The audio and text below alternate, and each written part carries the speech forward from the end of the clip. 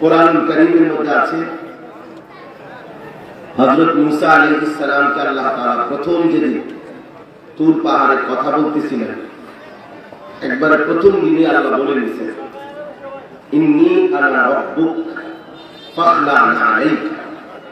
সরাসরি কোরআন শরীফের আয়াত যে মুসা আমি তোমার রব, তুমি তোমার জুতা খুলে ফেলো। ফাখলা'না আলাইক। তো আল্লাহ তাআলা বলছেন আনা ইখতারতুকা, আমি তোমাকে নির্বাচিত করেছি। ফাসতামি' লিমা ইউহা, আমার ওয়াহী আমি যা এখন বলবো তা মনোযোগ দিয়ে শোনো। এদের আল্লাহর কথা শুনবার ক্ষেত্রে জুতা খুলে ফেলা এটা আদব, নয়তো আল্লাহ তাআলা কেন বললেন? মুসা আলাইহিস সালাম একজন নবী, তো তুর পাহাড় একটা পাহাড় কোনোভাবেই নবীর চেয়ে দামি হতে পারে না। বুঝেন না? পাহাড় তো নবীর চেয়ে কি হতে পারে না, দামি হতে পারে। তাইলে আল্লাহ তাআলা এই আদবের কারণে বলছেন। হাদিসের মধ্যে আছে হযরত জিবরাইল আলাইহিস সালাম, আমরা সবাই জানি আমাদের প্রিয় নবী সাল্লাল্লাহু আলাইহি ওয়াসাল্লামের কাছে ওহী নিয়ে আসতেন। তো উনি স্বাভাবিকভাবে অদৃশ্যভাবে আসতেন, মানে সাহাবায়ে কেরাম স্বাভাবিক অধিকাংশই ওনাকে দেখতেন না, কিন্তু বুঝতেন উনি আসছেন। নবীজি সাল্লাল্লাহু আলাইহি ওয়াসাল্লামের চেহারা মুবারক এর রং বদলে যায়। আল্লাহ নবী সাল্লাল্লাহু আলাইহি ওয়াসাল্লামের চেহারা একদম লাল হয়ে যায়, নাকের কাছে ঘাম দেখা যায়, কপাল সহ সারা শরীর ঘামায় যায়। মৌমাছির গুনগুনে আওয়াজ, দাবিউন নাহল, মৌমাছির গুনগুনে আওয়াজ শোনা যায়। সাহাবীরা বুঝতেন জিবরাইল আসছে। কিন্তু কখনো কখনো জিবরাইল আলাইহিস সালাম মানুষের আকৃতিতে আসতেন, একদম পূর্ণ মানুষের সুরে। তো যখন তিনি মানুষের আকৃতিতে আসতেন, তখন আল্লাহ নবী সাল্লাল্লাহু আলাইহি ওয়াসাল্লামের কাছে এসে জিবরাইল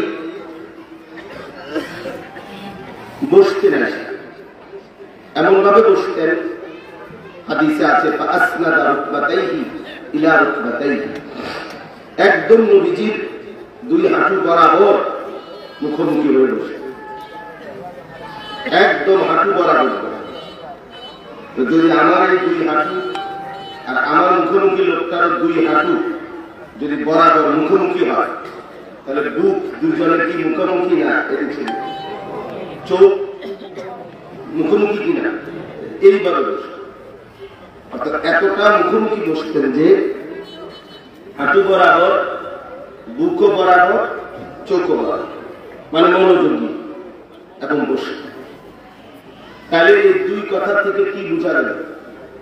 মুসা আলাইহিস সালামকে আল্লাহ তাআলা বললেন আমার কথা শুনবার জন্য জুতা খুলে ফেল।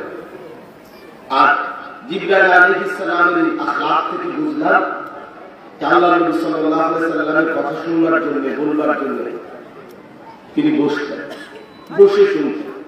এই জন্য বললাম সব সময় এটা জরুরি, আল্লাহর কথা জুতা খুলে শুনতে হয়, বসে শুনতে হয়, এটা আদব। আমাদের কওমি মাদ্রাসায় আপনারা দেখবেন যুগ যুগ ধরে এই সিস্টেম। অভাবের কারণে আমরা টেবিল বানাই না, একটা মাদ্রাসায় তো কিছু বানাইতে পারলে 300 জন ছাত্রের টেবিল চেয়ার বানানো আমাদের পক্ষে সম্ভব, সম্ভব না?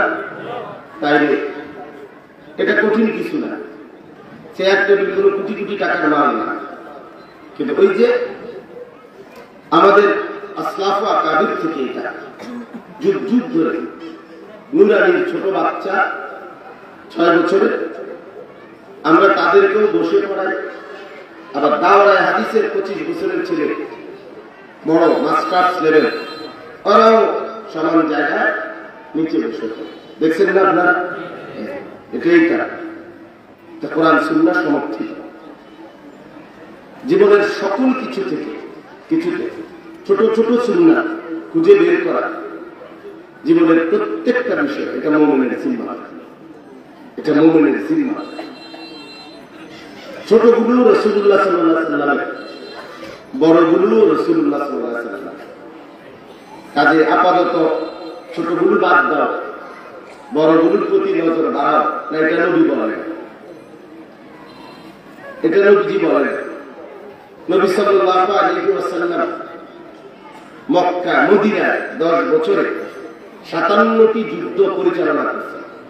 তার মধ্যে 27টি যুদ্ধে নিজে সশরীরে অংশগ্রহণ করেছেন।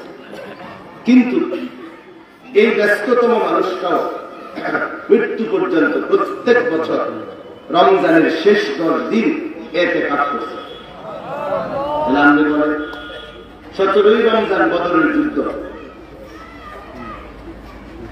তাহলে রমজানে যুদ্ধ করছে, যুদ্ধও করছেন যিনি, এত বড় কাজ, জিহাদ ফি সাবিলিল্লাহ, এর চাইতে বড় দামি কাজ নেই। আবার এই কারণে যে না ইতিকাফ ছেড়ে দিয়েছেন হাত্তা তাওয়াফাহুল্লাহ, বুখারীর riwayat। আম্মা আয়েশা রাদিয়াল্লাহু তাআলা আনহা বলেন, রাসূলুল্লাহ সাল্লাল্লাহু আলাইহি ওয়াসাল্লাম একেবারে মৃত্যু পর্যন্ত রমজানের শেষ দশক ইতিকাফ করছে। তাহলে আমাদের অনেক মানুষ আছে যাদের জীবনে একবারও 50 বছরে শেষ দশকের ইতিকাফ কপালে জুটে আছে। বললে বললে সমস্ত ছোটখাটো বিষয় নিয়ে এখন পড়ে থাকলে হবে না, আরো অনেক কাজ বাকি। না, অনেক কাজ বাকি তো বুঝলাম, এই অনেক কাজ বড় থাকলে এই ছোটখাটো এটা হয়ে গেল ছোট। এই আপনি এই সিদ্ধান্ত ইসলামের মধ্যে ছোট কাজ কোনটা, বড় কাজ কোনটা, এই পার্থক্য করার অধিকার আমাদের আছে। আমরা থেকে নেই। যিনি এত ব্যস্ততম রাসূল সাল্লাল্লাহু আলাইহি ওয়াসাল্লাম, তিনি কখনোই মিসওয়াক ছাড়লেন না। আপনি ছাড়লেন কেন? ব্যস্ততার কারণে। আমি কি ব্যস্ত, কি ব্যস্ত? রাসূলুল্লাহ সাল্লাল্লাহু আলাইহি ওয়াসাল্লাম বলেন, জিবরাইল যতবার আমার কাছে আসছে, যাওয়ার সময় ততবারই আমাকে বলেছে মিসওয়াক করতে। আল্লাহর কসম, ততবারই বলে গেছে মিসওয়াক করতে। তাহলে নবী সাল্লাল্লাহু আলাইহি ওয়াসাল্লাম যেদিন ইন্তেকাল করছেন, একেবারে যেদিন ইন্তেকাল করছেন, বুখারীর riwayat, আমি নিজে পড়াইছি। আম্মা আয়েশা রাদিয়াল্লাহু তাআলা আনহা ওনার বুকে মাথা রাখা অবস্থায় নবীজি ইন্তেকাল করছেন। এই ইন্তেকালের দিন লাস্ট সর্বশেষ নবী সাল্লাল্লাহু আলাইহি ওয়াসাল্লাম যে আমলটা করছেন, শেষ আমল, আখেরি আমল, সেটা হলো রাসূলুল্লাহ সাল্লাল্লাহু আলাইহি ওয়াসাল্লাম মিসওয়াক করছেন। বুখারী শরীফে দেওয়া। এটা ছোট হয়ে গেল? কথা বলেন না কেন? এটা ছোট মিসওয়াক, এটা ছোট বিষয়। রাসূলুল্লাহ সাল্লাল্লাহু আলাইহি ওয়াসাল্লাম সর্বশেষ হাতে মিসওয়াক করা অবস্থায় নবী সাল্লাল্লাহু আলাইহি ওয়াসাল্লামের হাত একদিকে কাত হয়ে গেছে। আম্মা আয়েশা রাদিয়াল্লাহু তাআলা আনহা বললেন, আমরা বুঝলাম তিনি আল্লাহর সান্নিধ্যে চলে গেছেন। তাহলে শেষ নবীর শেষ আমল কি? আপনি ছেড়ে দিলেন কেন? ছোট বিষয়, আপনারা কে বললেন ছোট বিষয়? আর ইতকান কিতাবের মধ্যে আছে, আল্লামা জালালউদ্দিন সুয়ুতী রাহমাতুল্লাহ আলাইহি কিতাব, 24,000 বার 24,000 বার জিবরাইল শুধু কুরআন নাযিল করছে নবীর উপরে 23 বছর।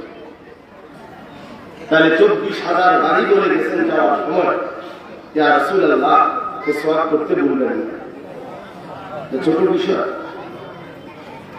আমি একটা উদাহরণ বললাম, সবগুলো ধরে ধরে বলা সময়। আমার খুব ঠান্ডা, আজকে 2 দিন যাবত ভীষণ সর্দি, ঠান্ডা লেগে গেছে, এই জন্য কথা বলতে কষ্ট হয়। তারপরেও প্রত্যাশার মাহফিল, আমারই দেওয়া দিন। এখন আমার সর্দি, আমি কথা বলে অজুহাত দেখায় চলে না আসা, আমার দৃষ্টিতে ইনসাফ করায়। এই কারণে রাত্রে এই প্রচন্ড কুয়াশার মধ্যে আসছি টাঙ্গাইল থেকে, সকালে এসে আমি ঘুমাইছি। তো ভাই বলতেছিলাম, আল্লাহ নবী সাল্লাল্লাহু আলাইহি ওয়াসাল্লাম বলেন, লাউলা আশুক্কা আলা উম্মতি লাআমারতুহুম বিসওয়াক ইনদা কুল্লি সালাহ। একেবারে বিশুদ্ধ হাদিস। নবী সাল্লাল্লাহু আলাইহি ওয়াসাল্লাম বলেন, আমি যদি আমার উম্মতের খুব কষ্ট হয়ে যাবে এটা না ভাবতাম, তাহলে আমি রাসূল প্রত্যেক নামাজের সময় মিসওয়াক করা বাধ্যতামূলক করে দিতাম। ইনসাফের সাথে বলেন, নারাজ হয়ে না, গত 6 মাস যাবত মিসওয়াক করেন নাই। আমি হাত তুলতে বলতেছি না, কিন্তু এখন যদি সত্যিকার বলি যে যারা মিসওয়াক করেন না তারা হাত তোলেন, তাহলে দেখবেন এই হাতটাই বেশি হবে। কি বলেন? এই হাত বেশি হবে। তাহলে বলেন বাবা, এটাকে ছোট মনে করলেন, দস্তরখানটাকে ছোট মনে করলেন, এটা ছোট বিষয়। মাগরিবটাকে ছোট মনে করলেন, মাগরিবের পরে 6 রাকাত 4 রাকাত আওয়াবিন নামাজ, এটাকে ছোট মনে করলেন। অথচ এই নামাজকে আওয়াবিন বলা, বান্দার মধ্যে আল্লাহ তাআলার প্রতি পূর্ণ আনুগত্য, একেবারে পুরো আল্লাহর দিকেই ঝুঁকে আছে। জ্ঞান, খেয়াল, দিল, মন, ফিকির 24 ঘন্টা আল্লাহর দিকে যার ফিকির, নজর, মুখাপেক্ষি, আল্লাহর মুখী, তারে বলা হয় আল্লাহ, কোরআনের শব্দ। আর এই জন্য এই নামাজটাকে বলে আওয়াবিন, অর্থাৎ এই নামাজটা যারা পড়ে তারা এমন আল্লাহর বান্দা হয় যাদের জ্ঞান ও খেয়াল সব কিছুতে আল্লাহর দিকে ফেরে। এই মাগরিবের সুন্নাতের পরের যে বছর, আমি এটা ছোট্ট বিষয় মনে করি। রাসূলুল্লাহ সাল্লাল্লাহু আলাইহি ওয়াসাল্লাম বলেন, আলাইকুম বিকিয়ামিল লাইল ফাইন্নাহু দা'বুস সালিহিন। তোমরা প্রত্যেকেই তাহাজ্জুদ নামাজের প্রতি যত্নবান হও। তোমাদের পূর্ববর্তী সর্বযুগের সমস্ত নেককার সালিহিন আল্লাহর প্রিয় বান্দাদের চিরাচরিত অভ্যাস, আখলাক ছিল তাহাজ্জুদ নামাজ পড়া। সর্বযুগে, শুধু আমাদের নবীজির জামানা না, এর আগেও সর্বযুগের আমল। এটা ছোট বিষয় হয়ে গেল, তাই নবী এত গুরুত্ব দিলেন কেন? এই জন্য প্রিয় বাপ, শুরুতে কথাটার জন্য বলে দিই, ইসলামের এক তো হল, আমরা আমিও বললাম কিছু, আপনিও বললেন, আরেক হল ইসলামকে নিজের মধ্যে আল্লাহর দ্বীনকে পুরাপুরি নিজের শরীরে, নিজের জিন্দেগিতে বাস্তবায়ন করা। এটাও ভীষণ জরুরি, এটাও ভীষণ জরুরি। ইসলামের রাসূলুল্লাহ সাল্লাল্লাহু আলাইহি ওয়াসাল্লামের কোন আমলকে ছোট মনে না, ছোট মনে না। সাহাবায়ে কেরাম এক বিন্দু সুন্নাত, এক চুল ছোট মনে করতেন না। আমি একটা উদাহরণ দিয়ে প্রসঙ্গটা শেষ করতে চাই। আর একটা উদাহরণ, ছেলেরা তোমরা যারা এই হাতে মোবাইল, তোমরা এগুলো নামাও, হাতের মোবাইলগুলো সরাও ভাই, নামাও বললাম আমি, নামাও। একটা মোবাইল ধরে রাখো না, এই যে হাতে ধরে রাখছো দেশের মোবাইল, ভাইয়া নামাও, এটা আমার আদেশ, তাহলে এখান থেকে উঠে যাও। বললাম এতে সরকারি, এমনি শোনো, চেহারার দিকে তাকাও, এমনি শোনো। 24 ঘন্টা সব কিছুই মোবাইলের মধ্যে ধরে রাখতে হবে। কি জরুরি না? তোমার কলিজায় আসবে কোন দিন, তোমার দিলে আসবে কোন দিন? বাবা, মোবাইলের মধ্যে 1 লক্ষ ওয়াজ থাকলে কবরের আযাব না। বাংলাদেশের 100 বক্তার সাথে একটা ছবি থাকলে কবরের আযাব না। কি এটা? মোবাইলের ওয়াজ কি কম করছি? বাংলাদেশের সব বক্তার ওয়াজ মোবাইলে আছে, আছে না? তো খারাপ, কিন্তু নিজের জন্য গ্রহণ করা দরকার, নিজের সবক দরকার। তো বলতেছিলাম রাসূলুল্লাহ সাল্লাল্লাহু আলাইহি ওয়াসাল্লামের একজন বিখ্যাত সাহাবী ছিল হযরত হুযায়ফা রাদিয়াল্লাহু তাআলা আনহু। হুযায়ফা নবী সাল্লাল্লাহু আলাইহি ওয়াসাল্লাম ওনার কাছে গোপন বিষয়ে অনেক কিছু বলতেন। সাহিবুস সিররিন নবী, নবী সাল্লাল্লাহু আলাইহি ওয়াসাল্লামের গোপন বিষয় জাননেওয়ালা। এই সাহাবী একদিন পারস্যের রাজ দরবারে, পারস্য বলতে এখন যেটাকে ইরান বলে, এবং আর আশপাশে তৎকালীন সময় সর্ববৃহৎ সাম্রাজ্য ছিল পারস্য এবং রোম। আজকের ইউরোপ আমেরিকার মতো ক্ষমতাধর ছিল। তো পারস্য সাম্রাজ্য রাজ দরবারে তিনি গেছেন ইসলামের দাওয়াত নিয়ে। তো রাজ দরবারে এরকম বাদশাহ এবং বাদশার সাথে সভাসদ, উজির, নাজির এরা বসা। তো রাষ্ট্রীয় মেহমান উনি, আরো কিছু মেহমান ছিল। তো রাষ্ট্রীয় মেহমানদেরকে আলাদা খাবার দিছে, নাস্তা বা যেটাই হোক, রুটি গোশত দিছে। তো উনিও সেটা খাইতে বসছে। হযরত হুযায়ফা এবং আরো দুই চারজন অন্য মেহমান আছে। তো বাদশাহ বসা, অন্যান্য লোকজন বসা। এই সময় হযরত হুযায়ফা রাদিয়াল্লাহু তাআলা আনহুর হাত থেকে রুটি একটা টুকরা, ছোট্ট কদ্দুর, যে রুটির সিরা টুকরা পড়ে গেছে। তো পড়ে গেছে, আর উনি ওই ছোট্ট টুকরাটা নিজে হাত বাড়ায় উঠায় গেছে, উঠায় খাইছে।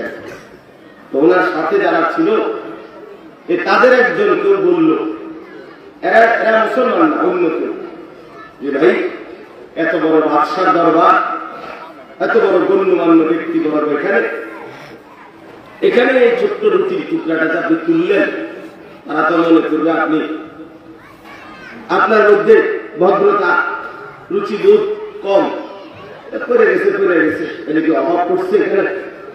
ওটা তো বাদশার দরবার, রুটি গিয়ে অভাব আছে এখানে, এইটাও কি তুলে নিতে হয়? কথা বুঝলেন না? এই কথা বললেন মানে বলতে চাই।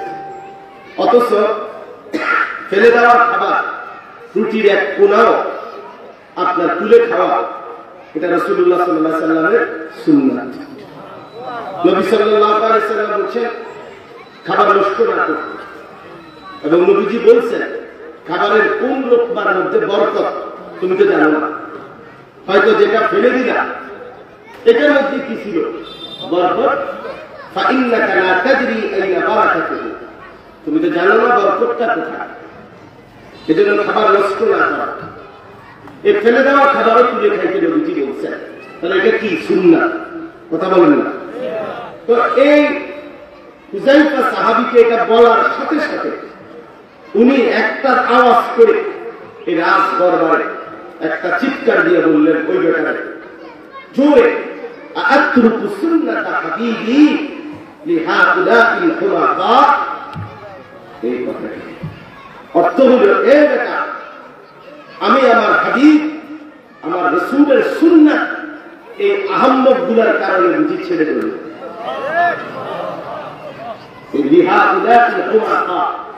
আহমদের বহু বছর বলো কি বেটা, তোর এই সমস্ত রাজা বাদশাহ আমার রাসূলের সামনে এগুলোর কোন বেল আছে? এগুলো আমি গলায় ধরে নিই বেটা, এটা আমার রাসূলের সুন্নাত, এটা আমার নবীর সুন্নাত। এটা অতএব আমি তো আমার রাসূলের সুন্নাত এই আহম্মদের কারণে ছাড়তে পারি। এই জন্য বললাম, বাপ মেহেরবানি করে আপনারা এটা বুঝতে শিখবেন। এক তো হলো রাসূলুল্লাহ সাল্লাল্লাহু আলাইহি ওয়াসাল্লামকে ভালোবাসার দাবি করেন, আমিও আপনিও। কেউ একজন মুসলমান সামান্য এক জাররা পরিমাণ ঈমানও যার আছে, সে নবীর প্রতি বিদ্বেষ রাখতে পারে, এটা স্বাভাবিক কথা, এটা আমরা বুঝি। রাসূলুল্লাহ সাল্লাল্লাহু আলাইহি ওয়াসাল্লামকে ঘৃণা করতে পারবে না এক বিন্দু ঈমান থাকলেও, কিন্তু ভালোবাসা দাবিদার তো আমিও আপনিও সবাই, কিন্তু ভালোবাসার প্রমাণ সুন্নাতের অনুসরণ। এই কথাটাই বলি, সুন্নাতের অনুসরণ। এক তো বলে ভালোবাসেন, মুখে বলে, আরেক হলো কর্মে, বাস্তবিক অর্থে প্রমাণ করে দেখা। ইন্নাল মুহিব্বা লিমান ইউহিব্বু ইতাউ, আরবি ভাষায় বলে ভালোবাসা, যে যাকে ভালোবাসে সে তাকে অনুসরণ করে। এটা চিরাচরিত মূলনীতি। মানুষ অনুসরণ করে তাকে, পছন্দ করে তাকে। মানুষ পছন্দ করে যাকে, অনুসরণ করে তাকে।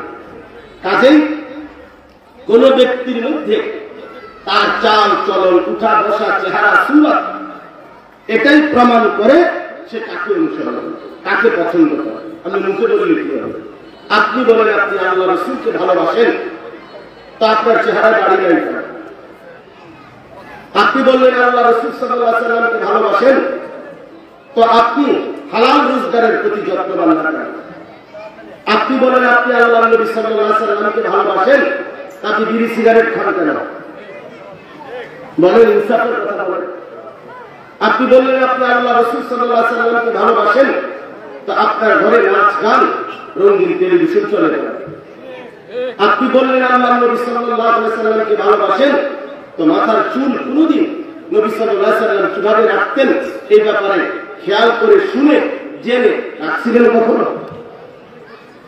মিসওয়াক কোথায় আপনার? কই ব্রাশের কথা তো ভুল হয় না, মিসওয়াকের কথা মনে পড়ে না।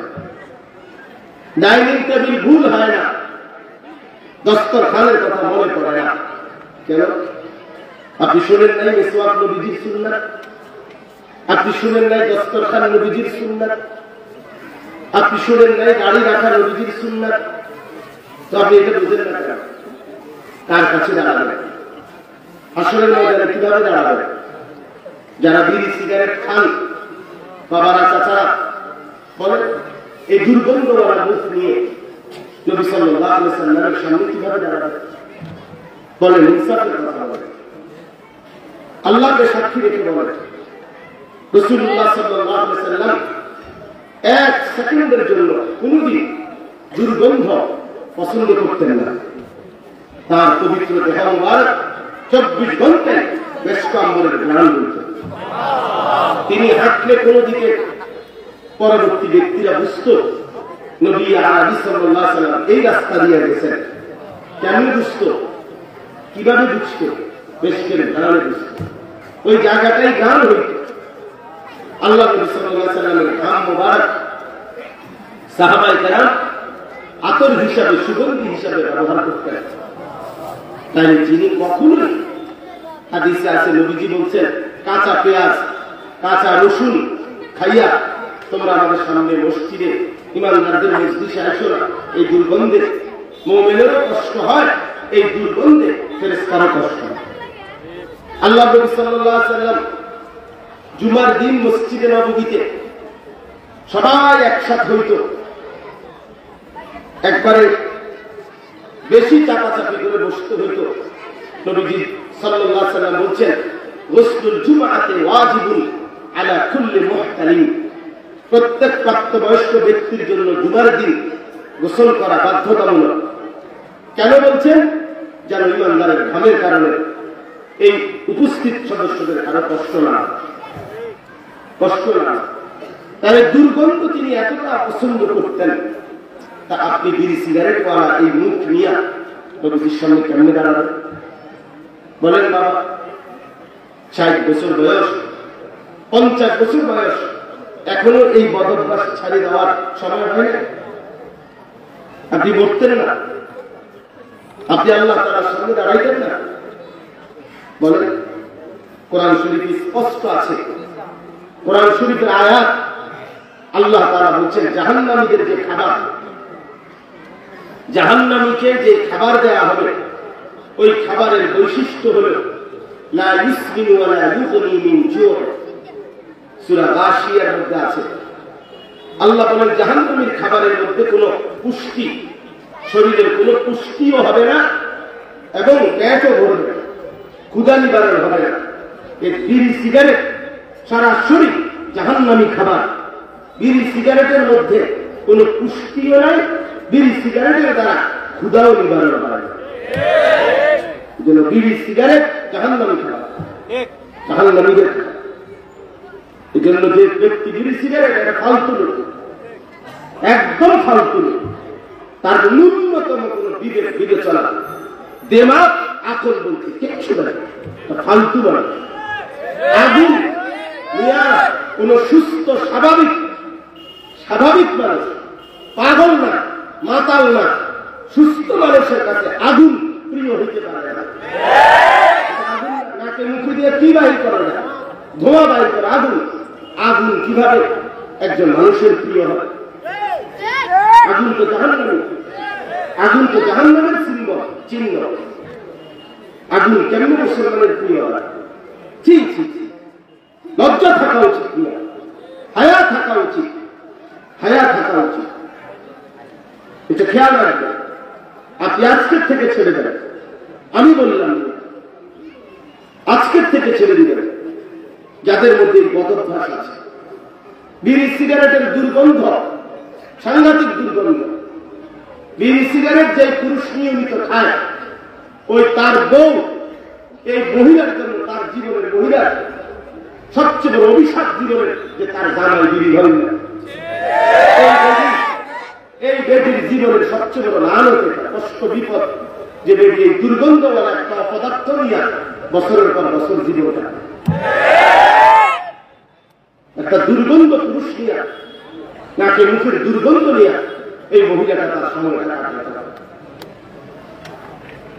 এই জন্য এটা খেয়াল করা। আপনি কেন আল্লাহ রাসূল সাল্লাল্লাহু আলাইহি ওয়াসাল্লামের সামনে কিভাবে দাঁড়াবেন? দাঁড়িয়ে যারা কাটেন ভাই, আমি সাফ বললাম যে মুসলমান রাগ হইেন না, রাগ হইলে সে অসুবিধা হবে না। দাড়ি যে কাটে নিয়মিত, এই যে যারা দাড়ি কাটেন, সে সরাসরি রব্বে কারীমের সাথে ঘোষণাকারী বিদ্রোহী, আল্লাহ দ্রোহী মানুষ। সে বিদ্রোহী, বাগী মানে বিদ্রোহী। আল্লাহর সাথে যে চ্যালেঞ্জ করে সে কেমনে? কারণ হল আল্লাহ তাআলা প্রতি 2 দিন পর পর, 3 দিন পর পর, 1 সপ্তাহ পর পর যতবারই দাড়ি কাটে ততবারই নতুন করে দাড়ি আবার বের হয়। এই চুল এটা আল্লাহ করে, কথা বলেন না? আমাদের চুল কাটলে আবার চুল বড় করে, এটা কে করে? প্রথমে দাড়ি বড় করে কে? তাই এই গাদ্দার কি বুঝাইতে চায়? এই গাদ্দার আল্লাহকে বলে, আপনি আমার দিবেন আমি কাটবো, আপনি দিবেন আমি কাটবো, আপনি দিবেন আমি কাটবো, আমি বেড়াইলে আপনি খোদারে দেখায় দেব, আপনি দিতে পারেন কতক্ষণ, আমি কাটতে পারি কতক্ষণ।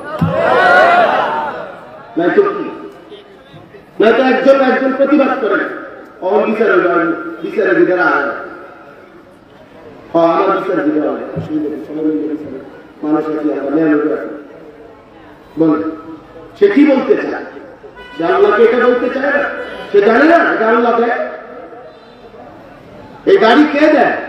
তো তুমি কার সাথে যুদ্ধ করতে, কারে বিদ্রুপ করছো না? কোরআন নিজের চালাক মনে করেন, ভাত খাবার নাম চালাক, ভাত তো সবাই খায়। দুনিয়া ভোগ করতে পারেনি চালাক, দুনিয়া তো জানোয়ারও ভোগ করে, দুনিয়া তো কাফের বেঈমানও ভোগ করে। দুনিয়া পেলে সফলতার কিছু নাই। দুনিয়ার ভাত মাছ চাল ডাল, দুনিয়ার এই সমস্ত মাছ বড়ি, এগুলোর কোন বেল নেই। বেল নেই বুঝুন যে আমরা দেশের ভাষা মানে গুরুত্ব নেই, আল্লাহ তাআলা কোরআন কারীমের মধ্যে বলছে, বান্দা শোনো, তাম দুনিয়াটা হচ্ছে লাহবুন ওয়া লাইব, তামাশা, খেলাধুলা। দুনিয়া খেলাধুলা, দুনিয়া তামাশা। আল্লাহ বলে দুনিয়া আমি বানাইছি, আমি জানি এটা কি বানাইছি। বাচ্চারা খেলনা নিয়ে অনেক সুন্দর করে ঘর সাজায়, রাস্তা বানায়, রান্না বান্না করে, মাটি ঘটি মালা খোলা, কত কিছু বানায় খেলে। মা যখন ডাক দেয় সব নিজের হাতে ভেঙে দিয়ে দৌড় দিয়া ধরে মায়ের কোলে চলে যায়। তো দুনিয়া এক মালা খোলা, দুনিয়ার ঘটিবাটি বান্দা কিছুক্ষণ নাড়াচাড়া করে, হঠাৎ একদিন মালিক আজরাইলকে পাঠায় বলে, যাও নিয়ে আসো। তা আজরাইল যদি বলে, বাবা ওর কাছে সাবধান লাগে, আগামীকাল কি সাবধান আজকে নিয়ে আসবো। আল্লাহ বলে, কম কি তুমি তোমার বুঝি বুঝিয়ে কথা দিয়ে সাবধান লাগে কি? মানে কিছুর জন্য কি রাখতে দেয়? কোনো কিছুর জন্য না, আপন ঘরে কিনেছে, কবরেই কিনেছে। আল্লাহকুমুত তাকাসুর হাত্তা যুরতুমুল মাকাবির। আল্লাহ বলে, বান্দা দুনিয়ায় ডুবে গেলা, আখিরাত ভুলে গেলা। হায় বান্দা, দুনিয়া বাড়াইবার নেশায় পাগল হয়ে গেলা। হাত্তা যুরতুমুল মাকাবির। এভাবেই তুমি একদিন পৌঁছে যাবা কবরস্থানে। কবরে চলেই যাবা, হাসলেও মরে যাবা, কাঁদলেও মরে যাবা, অট্টালিকায় থাকলেও মরে যাবা, কুড়ে ঘরে থাকলেও মরে যাবে, দুনিয়া জিতলেও মরে যাবে, কাঁদলেও মরে যাবে, হাসলেও মরে যাবে, কাঁদলেও মরে যাবে। মরবেন না? বলো নওজোয়ান ভাই, মরবেন না? তাই যে প্রিয় ভাই, আল্লাহকে ভুলে গেলাম, আখিরাতকে ভুলে গেলাম, নবী সাল্লাল্লাহু আলাইহি ওয়াসাল্লামকে ভুলে গেলেন। কুরআনুল কারীমের মধ্যে আছে, আল্লাহ তাআলা বলেন, লাকাদ মান্নাল্লাহু আলাল মুমিনিনা ইয বা'আসা ফীহিম রাসূলান মিন আনফুসিহিম। সূরা আলে ইমরান আছে। আল্লাহ তাআলা বলেন, শোনো মুমিন, এই পৃথিবীর সব মানুষকে আমি আসমান, জমিন, চন্দ্র, সূর্য, ক্ষেত, ফুল, ফল, ফসল, জায়গা, জমি, টাকা, পয়সা, বাড়ি, গাড়ি, এগুলো দিচ্ছি সবাই। এগুলো তেমন উল্লেখযোগ্য কিছু না। এগুলো দেখো আমি গলাতে ধরি না। অন্য বছরের চাইতে অবাধ্যকে আমি বেশি দিচ্ছি, ইমানদারের চাইতে নাফরমানকে আমি দুনিয়া বেশি দিচ্ছি বান্দা। কিন্তু তোমরা যারা আমার মুমিন বান্দা, তোমরা যারা মুসলমান ইমানদার, আল্লাহ কোরআনে বলে, বান্দা তোমাদেরকে আমি একটা আলাদা নিয়ামত দিচ্ছি, স্পেশাল, যেটা আমি সবাইকে দেই না। সেটা হলো আমার কলিজার টুকরা একজন রাসূল ছিল, আমার এক বন্ধু ছিল, আমার এক হাবিব ছিল, আমার এক মাহবুব ছিল, যাকে আমি খুব ভালোবাসি, যারা আমি বহুত পছন্দ করি। আমার সেই প্রিয় রাসূল, আমার সেই প্রিয় বন্ধু মুহাম্মদ সাল্লাল্লাহু আলাইহি সাল্লাম, তাকে তোমাদের জন্য দিয়ে দিলাম। আমি রাসূল দিলাম, এই নবীকে দিলাম তোমাদের জন্য। এটাই হলো তোমাদের জন্য আমি আল্লাহর সবচেয়ে বড় অনুগ্রহ। পাতে খেলা না, বিল্ডিং ধোকা, এগুলো হাজার হাজার কোটি কোটি মিলিয়ন ডলারের বাড়ি, ঘর, প্রাসাদ উঠতেছে, ছাই হয়ে গেছে। মিলিয়ন মিলিয়ন ডলার, আমি বুঝতেও না মিলিয়ন মিলিয়ন ডলার কত। তাহলে আমি সবাই দিয়ে গেলে সারা আমি চিন্তা করবেন, বাংলা বলেন, ইংরেজি বলবেন, মিলিয়ন মিলিয়ন ডলার কি করতে পারবে? মিলিয়ন মিলিয়ন মানে কোটি কোটি কোটি কোটি টাকা ব্যয়ে নির্মিত এক এক ভবন, এক এক স্টুডিও। পৃথিবীর সবচেয়ে বেশি অসভ্যতা, নোংরামি, অশ্লীলতা, বেহায়াপনা, উলঙ্গপনা, জিনা, ব্যভিচার এর মূল আখড়া যেটা, মেইন কেন্দ্র পৃথিবীতে যেখানে ছিল, আমেরিকার ক্যালিফোর্নিয়া, এই লস অ্যাঞ্জেলস, হলিউড, এই ওইটা পুরো ছাই হয়ে গেছে, একদম ছাই হয়ে গেছে। এখনো চলতেছে। গত মঙ্গলবারে শুরু হয়েছে, আজকে মঙ্গলবার, এখনো নিয়ন্ত্রণে আসে।